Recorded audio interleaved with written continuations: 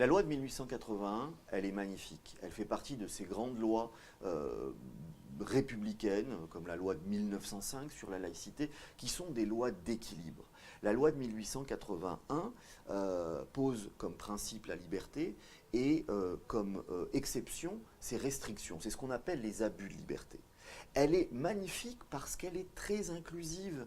La loi de 1880, évidemment, elle ne parle pas de juifs, de femmes, de roms, de migrants. Elle explique à travers un certain nombre de délits ou d'infractions, l'injure, la diffamation, l'incitation à la haine, à la discrimination, le négationnisme, eh bien que des personnes ou des groupes de personnes ne peuvent pas être injuriés, diffamés, pris pour cible de propos haineux sur le fondement de leur origine, de leur appartenance, réelle ou supposée, de leur appartenance ou de leur non-appartenance à une race, question du maintien de ce terme-là dans notre arsenal normatif en ce moment et dans la Constitution en particulier, de l'ethnie, de leur nation ou de leur religion. Ça suffit.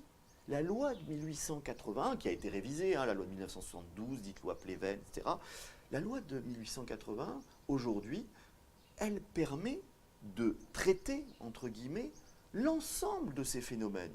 Il n'y a pas besoin de rajouter autre chose.